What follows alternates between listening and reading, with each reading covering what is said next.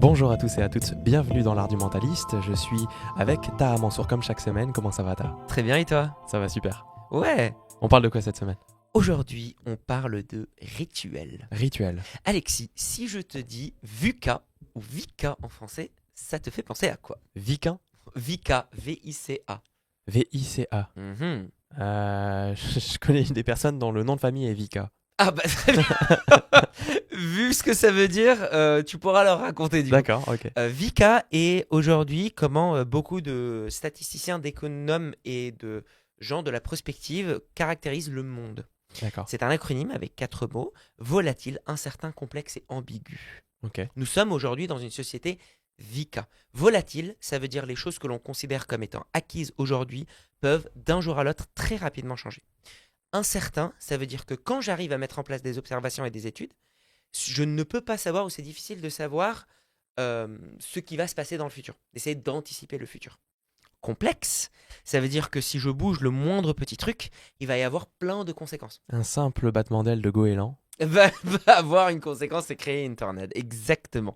Et aujourd'hui, de plus en plus, avec la société qui se développe, avec les interconnexions des gens, le développement de la technologie, on est de plus en plus dans une société complexe et non pas compliquée, attention sur les deux. Et enfin, ambigu, ça veut dire, même si on arrive quand même à mettre en place une expérience en conditions laboratoires et tout, c'est très compliqué d'interpréter les informations. Hmm. Et plus le temps avance, plus on tend vers une société VUCA. Euh, donc tu pourras dire aux gens que tu connais qui s'appelle Vika. Pourquoi on parle de Vika? C'est que on a réalisé depuis une cinquantaine d'années que les méthodes classiques d'anticipation, de compréhension du monde ne suffisaient pas. Et c'est pourquoi aujourd'hui on va dans des modèles plus atypiques. On utilise la fiction pour prédire l'avenir, avec des techniques comme le Red Team, Blue Team, où on va travailler avec des auteurs de science-fiction Hmm. pour essayer de travailler main dans la main. On va utiliser des méthodes agiles où on va se dire on ne pourra pas faire tous les calculs nécessaires parce que c'est pas possible.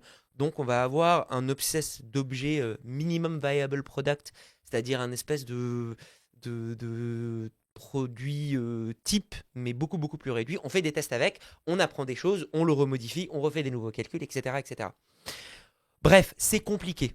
Quand vous sortez de chez vous, vous ne savez pas ce qui va vous arriver. Oui, voilà, justement, j'allais dire, ce podcast, l'Art du Mentaliste, il est pour que les personnes qui nous écoutent puissent utiliser les connaissances et les outils qu'on leur présente dans leur vie quotidienne. Exactement. Comment on fait pour s'y retrouver dans un monde qui est de plus en plus VICA, de plus en plus difficile à appréhender, à comprendre, à Voilà. interpréter?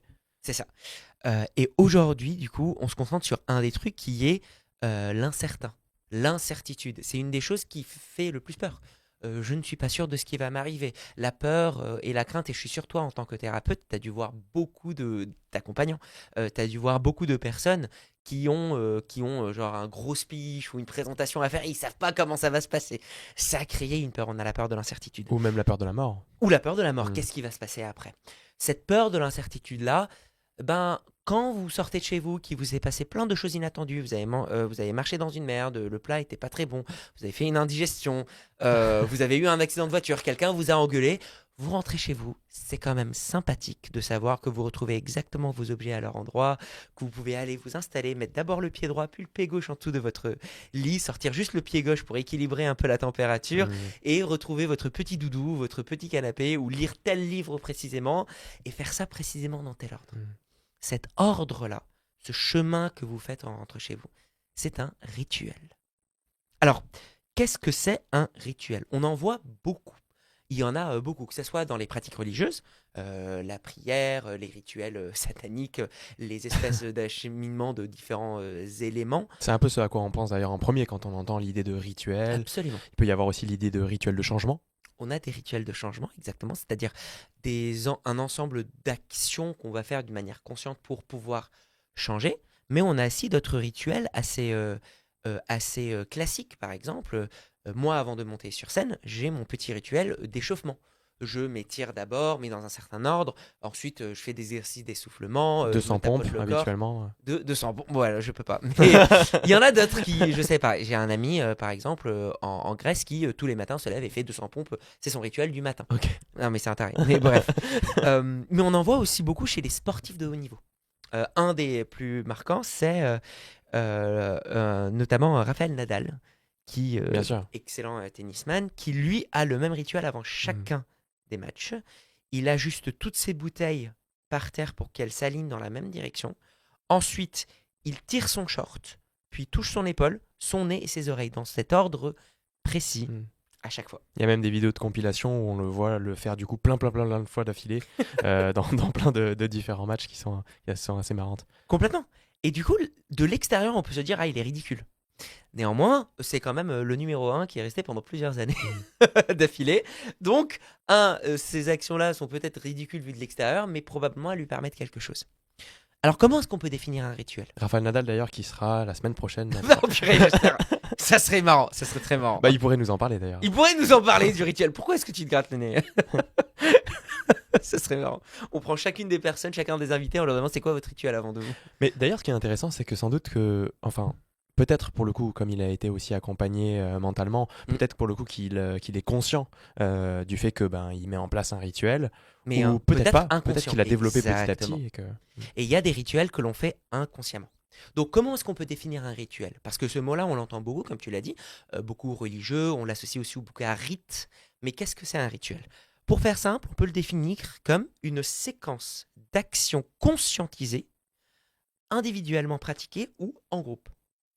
Conscientiser, ça veut dire je suis conscient que je suis en train de les faire, mais je peux aussi activement les faire dans cet ordre ou juste déclencher le premier et par automatisme les autres suivent. Mais il y a aussi la notion du coup d'un séquençage précis quand même, toujours le Exactement. même ordre. C'est le même ordre, les mêmes dynamiques ou en tout cas les mêmes étapes qui se font. Par exemple, je parlais de quand vous rentrez chez vous le soir, probablement vous avez votre préférence de est-ce que d'abord par exemple, si vous êtes religieux, est-ce que vous faites votre prière avant de vous brosser les dents ou vous allez vous coucher? Ou est-ce que d'abord vous regardez Netflix, puis vous allez vous brosser les dents et ensuite une douche avant de vous toucher? Ou est-ce que vous couchez? Ou est-ce que vous préférez prendre la douche le matin? Toutes ces préférences-là sont un rituel. Et si vous réfléchissez, probablement vous les faites à chaque fois dans le même ordre. Peut-être qu'il y a certains soirs où ça change parce que il s'est passé un truc, vous êtes rentré tard, etc. Mais je suis sûr qu'il y a un ordre précis.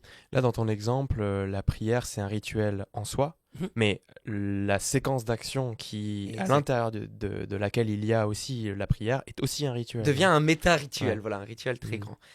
Donc on en a beaucoup. Et on peut étudier, on peut s'intéresser à quoi elles servent. Parce qu'effectivement, on peut se dire, et j'ai déjà discuté avec des gens qui me disent, moi je n'ai pas de rituel. Pourtant, avant de s'asseoir, je les ai toujours vus vérifier que la cuillère et la fourchette sont bien alignées ensemble, mettre d'abord la serviette sur leur truc, prendre un verre d'eau et ensuite commencer à manger. C'est un rituel. Si à chaque fois c'est fait dans le même ordre et je les vérifie ça veut dire que ça nous active. Mais à quoi ça peut servir? J'allais te poser la question justement, tiens, à quoi ça sert? Exactement. À ton avis, à quoi ça pourrait servir? Pour le coup, j'ai pas mal étudié ce sujet-là parce que dans le cadre de l'accompagnement, de la thérapie, c'est un sujet qui est extrêmement intéressant, qui a d'ailleurs été beaucoup étudié. On a les sources bien sûr dans la description. Donc moi, je le regarde d'un point de vue accompagnant et comment ça peut servir à mes clients et à mes clientes et comment ça peut moi me servir à épurer ce que je propose dans les séances. Parce qu'en fait, on peut considérer que un praticien en hypnose par exemple ou un praticien de n'importe quelle pratique d'accompagnement et en fait un praticien du rituel, que ce que cette personne propose à ses clients, ses clientes ou ses patients, ses patientes, c'est un rituel. Dans mon cas, un rituel de changement. Donc une personne vient, je veux arrêter de fumer. On pourrait dire que la séance d'hypnose, c'est un rituel de changement qui vise à atteindre l'objectif de créer le changement, arrêter de fumer. Donc voilà, moi c'est comme ça que je le vois. Donc à quoi ça sert? Ça sert à passer de l'état d'un certain état à un autre état. Complètement. C'est la première utilisation, c'est-à-dire l'utilisation qu'on va appeler performance. Donc en gros, je veux me passer d'un état A à un état B. Je fais une séquence d'actions pour aller dans cet état-là. Ça, c'est la première. Ça peut être utilisé en thérapie, mais c'est aussi ce que vous faites, par exemple, quand vous essayez de réguler une émotion. Et le deuxième usage, une régulation émotionnelle. Je vous prends un exemple que je pense beaucoup de gens qui nous écoutent là ont déjà vécu, une douleur émotionnelle, ou un deuil, ou une séparation. Quelqu'un vous a largué, par exemple, vous avez largué quelqu'un. Je suis sûr que vous avez mis en place pendant un certain temps un ensemble d'actions qui vous réconfortaient. Manger du chocolat pour beaucoup, mais une marque précise. Manger du chocolat précisément au moment où je me suis mis dans cet état-là. Par exemple, si vous vous sentiez mal, ne serait-ce que tous les matins prendre le même médicament à la même heure, c'est aussi un rituel. Moi, je me rappelle quand j'étais jeune, je prenais de l'homéopathie. Alors, aujourd'hui, beaucoup re-questionné d'un point de vue pratique réel et d'efficacité en soi des principes actifs. T'aimais bien les bonbons au sucre, quoi. J'aimais bien les bonbons au sucre. Et surtout, ce que je réalise, c'est qu'au-delà de l'effet placebo que ça fait pour le coup dans Bien sûr. l'homéopathie, où on a réalisé que la différence n'était pas très élevée que ça veut dire que ça marche quand même. Donc, ça marche. Et je me rappelle précisément quand j'étais enfant, comme le médecin me donnait des instructions précises de la quantité de boule-boule à prendre dans chacun des trucs, je me rappelais que je prenais le petit tube bleu, il fallait que je le tourne 3 fois celui-là, et je les prenne d'un seul coup. Puis il y en avait un autre, il fallait que je le tourne uniquement une fois, attention, que je Sinon, il y en a prenne. deux en plus qui tombent. Il y en a Et tu peux deux même en pas la remettre dedans. En plus. C'est ça, et donc il Ouais. faut que je les jette à la poubelle, Ouais. et donc du coup il faut vérifier à chaque fois que j'en prends les bons. C'est un rituel. Mm. Et je pense sérieusement que ce rituel-là a aidé à renforcer l'effet placebo. Bien sûr. Parce que j'agissais dans des actions qui allaient dans une direction donnée. Mm. Et donc pourquoi on parlait d'incertain ? Parce que au fond, avant tout, un rituel, et ensuite je vous parlerai des différentes recherches qui ont été faites, avant tout, un rituel permet de donner de la certitude Mm. dans un monde incertain. Et sur le mécanisme du comment, on peut aussi dire que en fait, c'est parce que c'est des actions simples, répétées, toujours les mêmes, toujours dans le même ordre. Exactement. Et ça va donner du sentiment de contrôle à la personne qui C'est ça. performe le rituel. C'est pour ça qu'il faut qu'il soit actionné consciemment. Mm. Le fait que vous actionnez cet élément consciemment, que vous rentrez chez vous, que vous voyez les éléments au même endroit, ça vous donne ce réconfort. C'est pour ça que quand par exemple on voit des gens qui ont...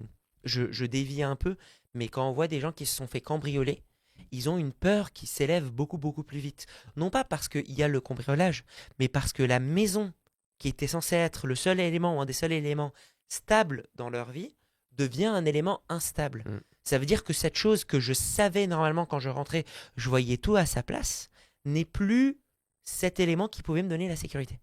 Donc un rituel me donne cette sécurité-là. Moi, le fait de tourner les petites boules à chaque fois, me rassurait dans le « je suis en train de travailler activement pour guérir Mm. ». Et donc tant mieux, ça veut dire que Ouais. ça aide à la guérison. Puis, donc là, exactement, ce que tu es en train d'expliquer, c'est que c'est le fait, même pas le fait de prendre les petites boules-boules, Non. c'est le fait de faire l'action de prendre les petites boules-boules, pas le fait d'avoir la petite boule-boule qui va avoir un effet sur ton organisme. Exactement. Ouais.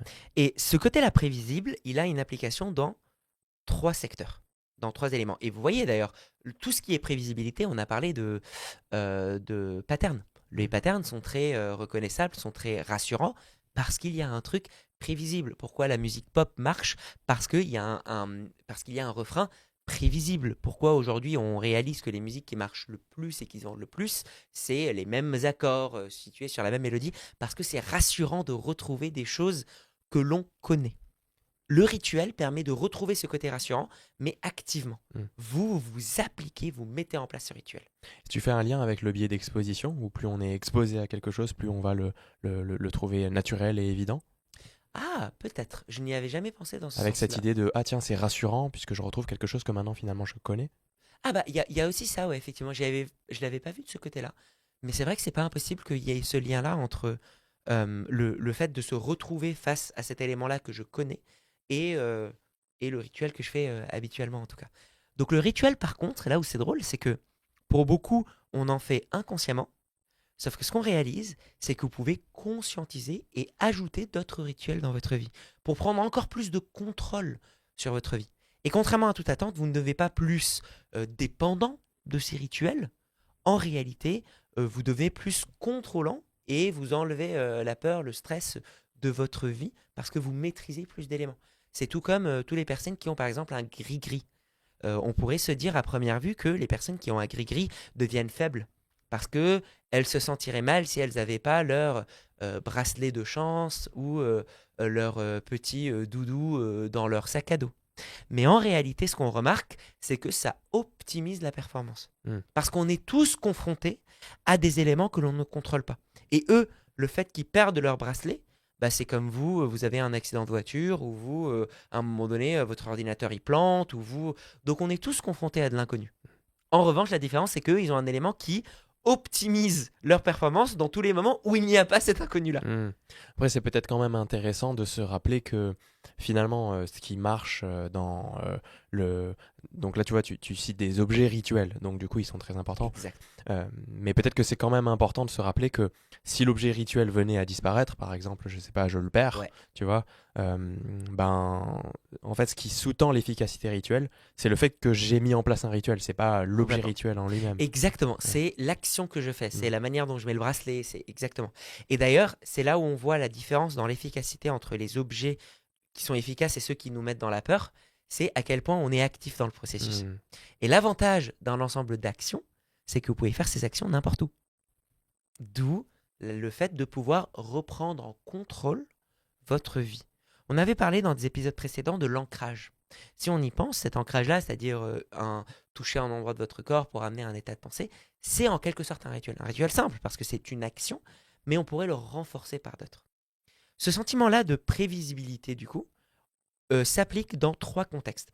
Nicolas Hobson, un psychologue américain, a travaillé sur les rituels et réalisé que cette notion-là de prévisibilité, on l'a retrouvée sous 3 aspects. C'était ça les 3 aspects les plus utiles. Le premier, c'est la régulation émotionnelle dont on avait parlé un peu. Je mets en place un espèce de rituel précis pour accompagner l'évolution de mon émotion. D'ailleurs, si vous êtes conscient des 7 étapes du deuil, on pourra parler peut-être dans un épisode futur, C'est intéressant. ça serait assez intéressant. On a remarqué que les gens qui sont conscients des 7 étapes du deuil passent à travers le deuil plus rapidement que ceux qui les subissent. Parce que je sais quelles sont les étapes que je dois parcourir. Mm. Comme je sais quelles sont les étapes que je dois parcourir, je peux décider consciemment de les parcourir. Attention, en m'assurant que à chaque fois, je parcours bien quand même chacune des étapes. Et si j'ai un rituel, par exemple des actions précises qui me permettent d'accompagner les 7 étapes du deuil en passant par le choc, le déni, la colère, la tristesse, l'acceptation, la Marchandage. reconstruction, etc. Et bien en fait, si j'ai des actions concrètes qui me permettent d'accompagner ça, je vais renforcer ce rituel.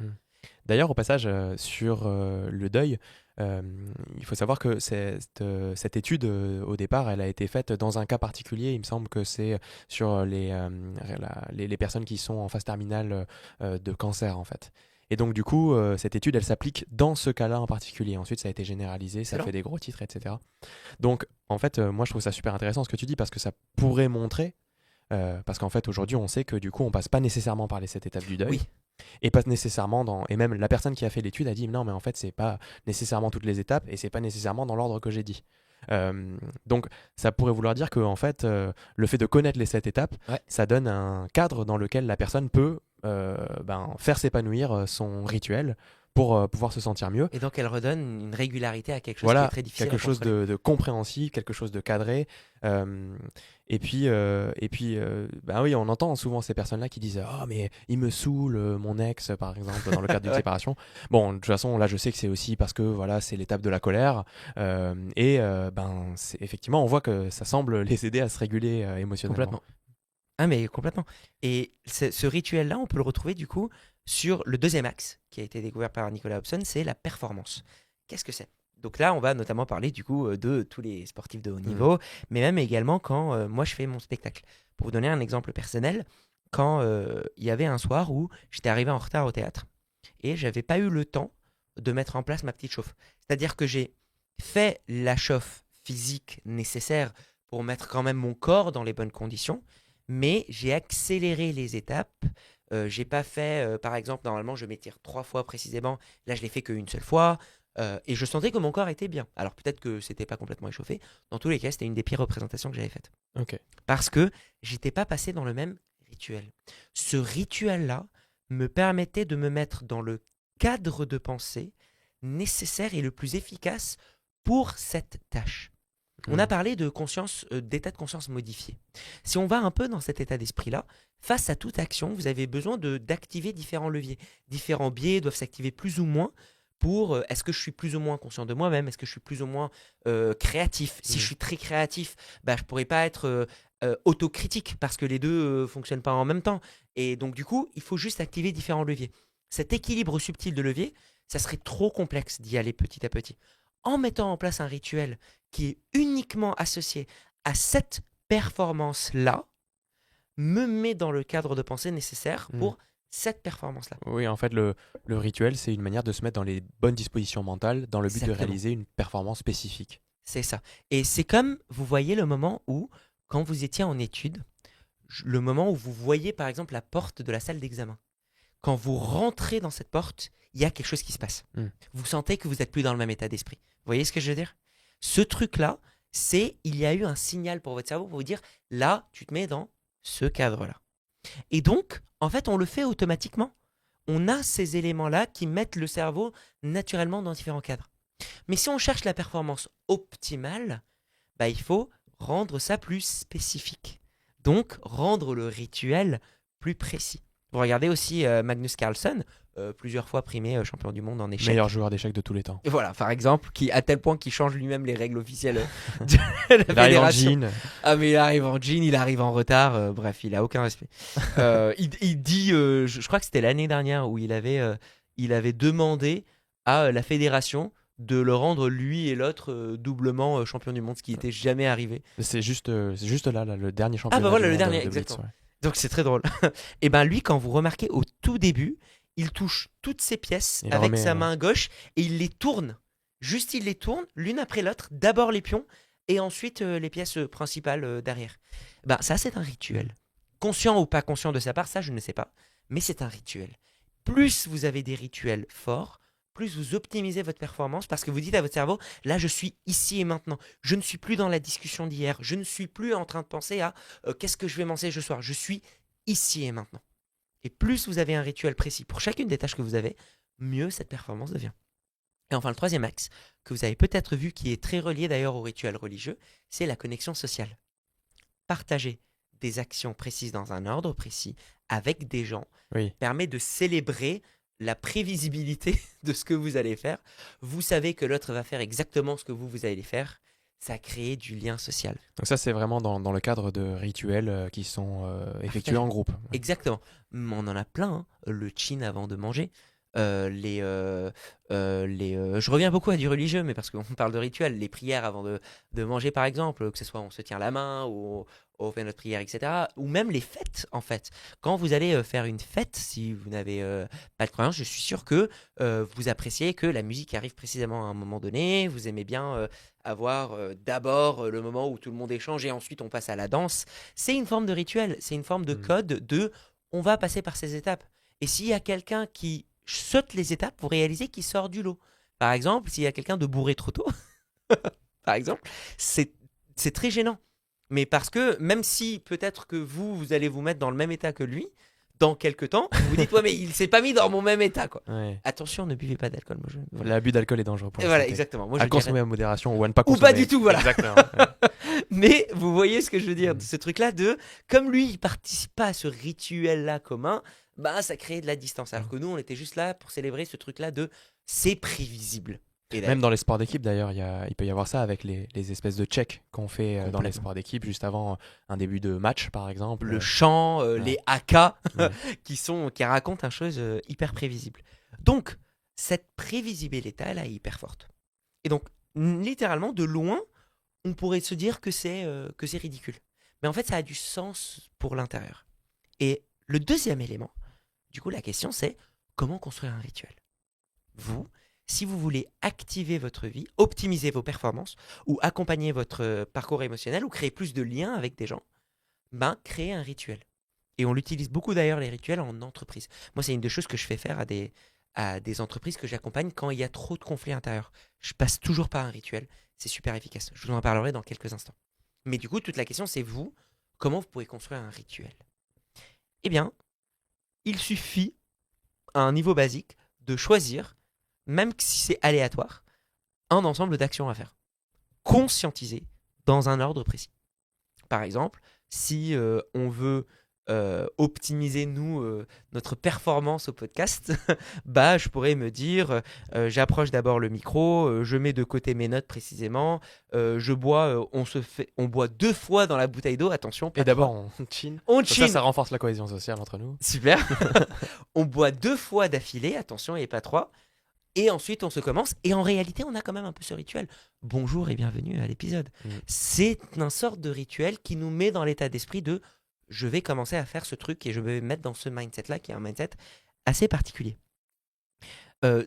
Pour vous parler d'un rituel que je trouve assez drôle, c'est celui de Wade Boggs, qui est un des champions, un des meilleurs baseballeurs américains et même au monde, qui a fait plus de 200 coups francs en 7 ans. C'est un record assez exceptionnel. Lui, on va étudier du coup justement de lui, qu'est-ce qui fait qu'un rituel peut être renforcé? Parce qu'on a dit là, c'est un ensemble d'actions. Oui, mais ces actions peuvent être renforcées par un élément. Et donc, je vais te raconter cette anecdote de Wade Boggs, et à toi de voir est-ce que tu arrives à déterminer, et vous aussi, essayez de voir si vous arrivez à déterminer qu'est-ce qui différencie ces actions à lui que d'autres actions complètement aléatoires.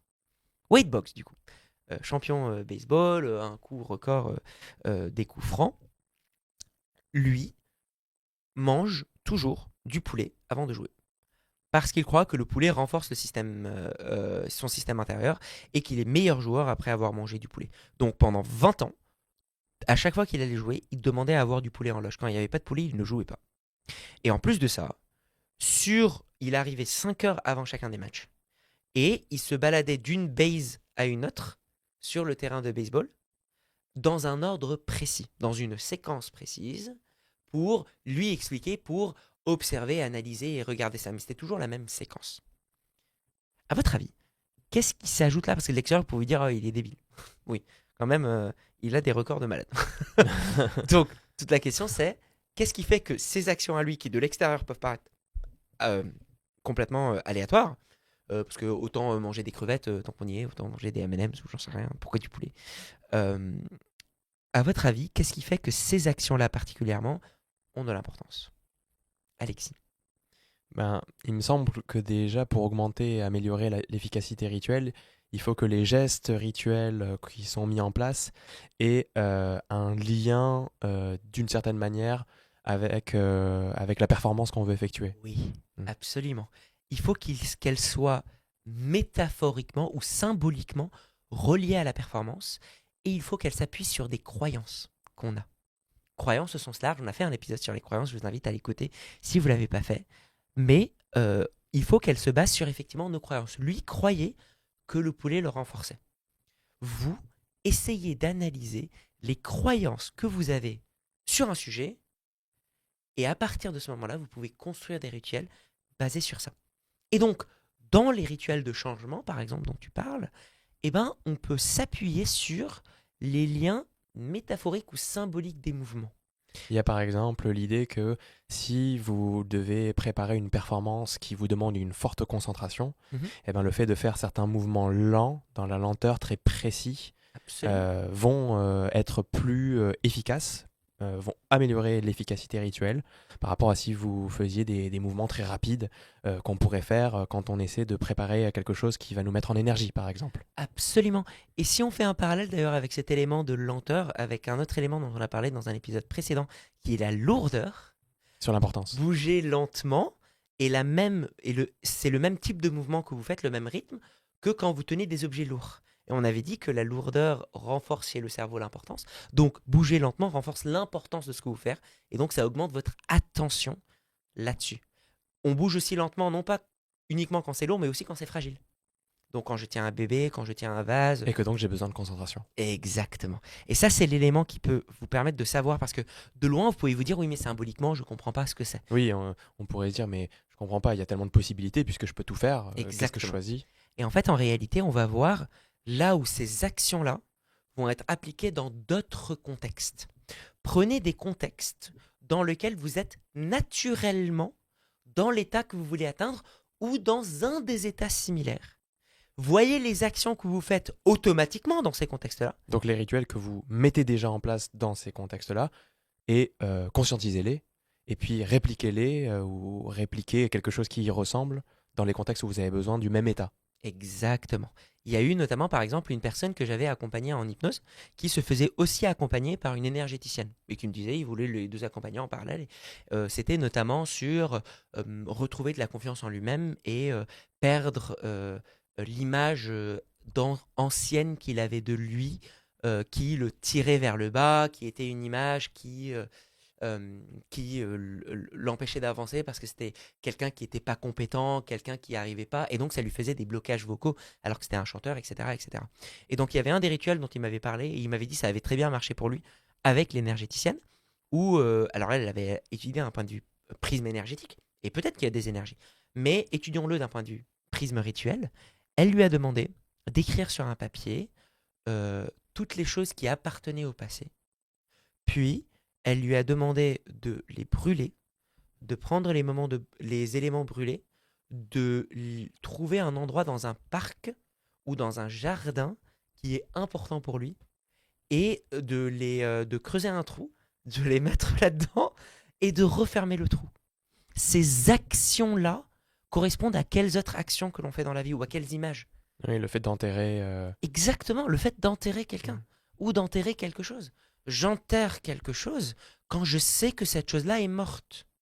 Donc, si moi j'associe à ce papier-là en écrivant toutes les choses qui m'appartenaient, dont je ne veux plus, si je les brûle, ça veut dire vraiment ça part en flamme, et la flamme est très forte quand même, comme sens, que je prends les résidus, c'est fort aussi comme sens, les résidus, que je les enterre, ça ne veut pas dire qu'elles ont disparu, parce que c'est ce que lui essayait de faire, il disait je veux qu'elles disparaissent, mais elles ne disparaîtront jamais. Sauf que là, ce rituel, ça lui permet de se rappeler de je fais mon deuil de cette personne du passé. Et donc c'est super. C'est un rituel qui accompagne les mouvements. S'il avait fait un rituel où il écrivait son repas préféré, il dansait 3 fois autour de lui, peut-être que ça marcherait aussi un peu parce que c'est quand même un rituel et qu'il y a toujours l'effet de la croyance sur l'impact. Mais probablement, et moi je pense que ça aurait beaucoup beaucoup moins bien marché. Oui, je pense aussi. Et donc à vous de voir quelles sont les actions que vous faites automatiquement. Si par exemple vous voulez vous concentrer comme tu l'as dit, bah, quel est le mouvement avec vos bras que vous pourrez faire pour vous focus? Peut-être les bras qui se resserrent devant vous est un signal plus fort et plus universellement compris comme du focus que si vous bougez les bras et vous volez. On est d'accord?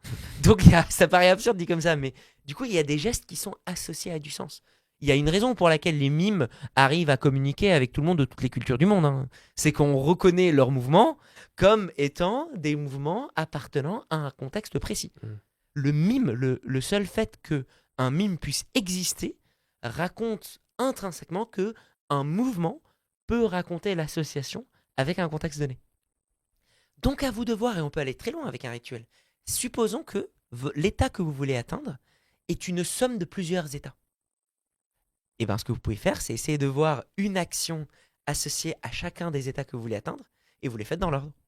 Comme ça, vous pouvez prendre un élément de chacun de ces éléments-là. Il y a par exemple un des rituels que moi j'utilise beaucoup en entreprise.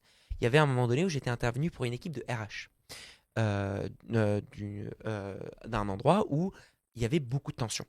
Et il faut comprendre, ils étaient dans un état d'esprit où en fait tout le monde les engueulait parce que les gens viennent les voir que quand ça se passe mal. Personne vient voir l'équipe RH quand ça se passe bien.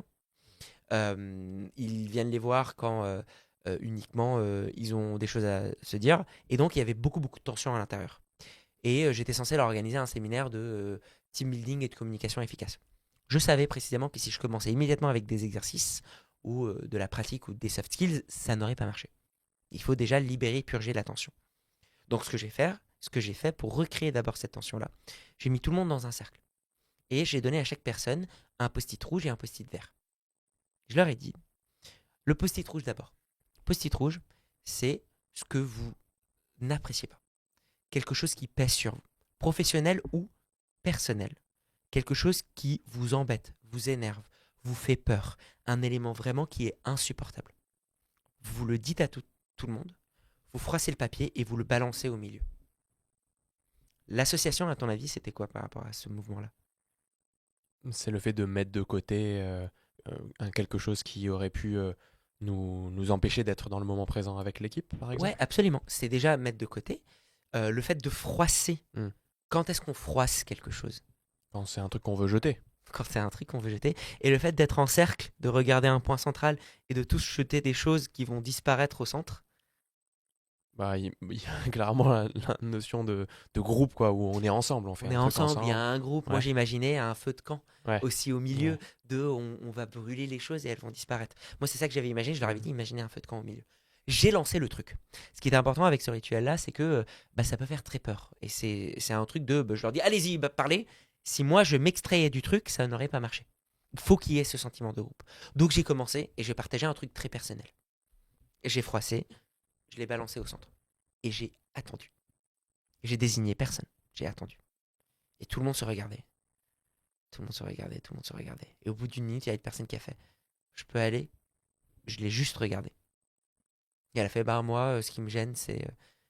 Non, non, non, non. Elle a froissé, elle l'a jeté.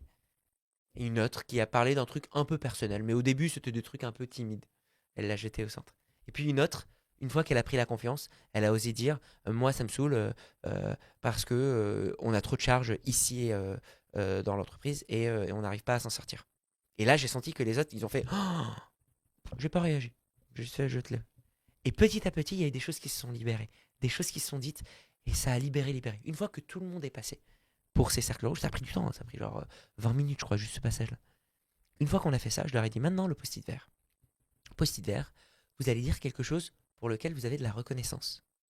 Et vous allez coller le post-it à la personne à votre droite. C'est super pour renforcer la cohésion d'équipe, justement. Exactement. Et non seulement la cohésion d'équipe, mais en plus, c'est je partage quelque chose qui me fait plaisir et je te le donne. Je colle littéralement le truc. Pendant tout le reste de la journée du séminaire, ils avaient tous leur post-it vert collé sur eux. Il n'y avait rien de marqué dessus. Hein. Mais on voyait l'impact de la reconnaissance des choses. À partir de ce moment-là, j'ai senti qu'il y avait une ouverture. Et j'ai senti que très rapidement, il y avait eu une sensation de groupe et on a pu avancer. C'est un rituel, ce que j'ai mis en place. Le rituel est hyper fort. Mais pourquoi je l'ai construit? Parce que je sentais qu'il y avait besoin de purger des choses que personne n'osait parler. Et ensuite, il y avait besoin de recréer un lien de groupe. Si ce n'était pas les mêmes objectifs, si c'était un objectif de concentration, si c'était un objectif de trouver du sens, si c'était un objectif, j'aurais pas fait la même chose. Par exemple, pour un rituel pour trouver du sens ou avoir plus d'informations sur un élément, à ton avis, quel rituel on aurait pu faire? Plus d'informations? Supposons qu'on doit donner du sens aux tâches qu'on fait dans une entreprise. On sent qu'il n'y a plus de sens. À ton avis, quel type de rituel on pourrait faire? Il y a plein de possibilités. Hein. Qu'est-ce que tu pourrais imaginer? Sur trouver plus d'informations sur. Sur ce C'est une qu'on- entreprise, C'est c'est une une équipe. entreprise, mais les gens, ils sentent qu'ils ont plus trop de sens sur les actions qu'ils font. Ah, C'est plus d'accord. relié. Oui, Ok, pardon. ça manque de sens ça manque de sur sens. les tâches qu'ils font dans l'entreprise. Exactement, leur tâche à eux. Et du coup, l'objectif, c'est de retrouver du sens commun. Bah, là, pour le coup, je t'avoue que j'ai plus envie de les faire travailler sur leur système de valeurs Ah, mais que complètement, ouais, ça sera dans le travail après. Mais ouais, si on commence avec un rituel qui les met déjà dans le bon état dans le d'esprit. bon état d'esprit. Euh, Quelque chose qui pourrait donc avoir un lien avec le sens. C'est ça. Un des moyens de faire ça, c'est de penser au contexte. Dans quel contexte, naturellement, on est en train d'observer un truc pour redonner du sens. Hmm. Par exemple, il y a eu une étude qui a montré que si vous êtes assis du même côté de la chaise de quelqu'un avec qui vous négociez, vous allez moins être en conflit que si vous êtes assis en face à face. Donc, Parce que je prends le côté de la personne et du coup, on regarde la même chose. Si tout le monde se met du même côté autour d'une table vide et je place genre un papier et je dis bien, on va travailler sur le système de valeurs, mais je place tout le monde du même côté d'une table, je place un papier, j'écris le nom de l'entreprise sur le papier, on est en train de scruter, vu d'en haut, un papier comme si on pouvait regarder tous ensemble une découverte qu'on a fait. Parce que c'est ce qui se passe quand vous pensez à toutes les images qui vous viennent à l'esprit de découverte, genre une découverte extraterrestre ou une découverte d'un dinosaure. Bah souvent l'image c'est quelqu'un va la mettre sur une table, tout le monde se rapproche du même côté et l'observe. Bah je vais faire la même chose pour l'entreprise. Et du coup en fait ça paraît bête, c'est juste une association contextuelle. C'est un rituel qui dure pas longtemps, hein, c'est 2 actions en soi. C'est j'ai écrit le nom de l'entreprise, je l'ai mis là et on s'est tous rapprochés. Mais en réalité, ça commence déjà à les mettre dans le bon état d'esprit. Et donc, tous ces éléments-là vous permettent, vous, de plus prendre le contrôle sur votre vie. Que ce soit sur l'axe d'émotion, de performance ou de recréer de la connexion sociale. Donc là, du coup, on a donné plein d'éléments et pas mal de connaissances. Est-ce qu'on a un tips très concret pour cette semaine? Complètement. Le tips, ça va être sur si jamais vous voulez atteindre un objectif concret. Et c'est juste une méthode. Ça va reprendre un peu les éléments qu'on a fait. Mais si vous avez une chose à garder en tête pour vous créer un rituel pour un objectif donné. Vous n'arrivez pas, par exemple, à vous concentrer. Première question, c'est quoi votre objectif? Deuxième question, c'est quoi vos croyances sur cet objectif? Et ne jugez pas. Voyez juste ce que vous croyez, ce qui est bien, ce qui est mal. Ne faites pas de recherche si c'est des croyances vraies ou croyances fausses, on s'en fout. Tant que c'est des croyances que vous avez. Moi, je pense que ça, c'est bien de faire ça avant ça. Moi, je pense que c'est mal de faire ça avant ça. Voyez toutes les croyances que vous avez sur le sujet. Troisième étape, donc deuxième étape, croyances.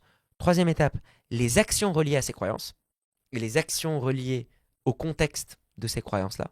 Moi, je pense que c'est bien d'être lavé avant de me mettre dans la concentration. Bah, quelle action je peux mettre? Prendre une douche, j'invente. Oui, ou me laver les mains, par Me exemple. laver les mains. Absolument, me laver les mains. Et dernière, Parce que prendre une douche, c'est parfois galère. c'est parfois long. Exactement. Mais peut-être que passer aux toilettes, effectivement, juste me laver les mains, ça peut le faire. Mais ça peut être aussi un truc du genre, la croyance que j'ai, c'est que j'ai besoin de stabilité pour pouvoir être focus sur ma tâche. Comment je me stabilise? Peut-être que je peux toucher un mur ou m'aligner ou me pencher sur un mur et laisser juste mon poids m'adosser en fait contre le mur qui me redonne cette sensation-là de stabilité. Il y a plein de possibilités. Juste trouver des actions qui sont reliées à ces croyances. Et dernière étape, vous créez un enchaînement de plusieurs actions. Vous en faites pas beaucoup, mais si vous en avez 3-4 actions d'affilée, vous créez ce truc-là.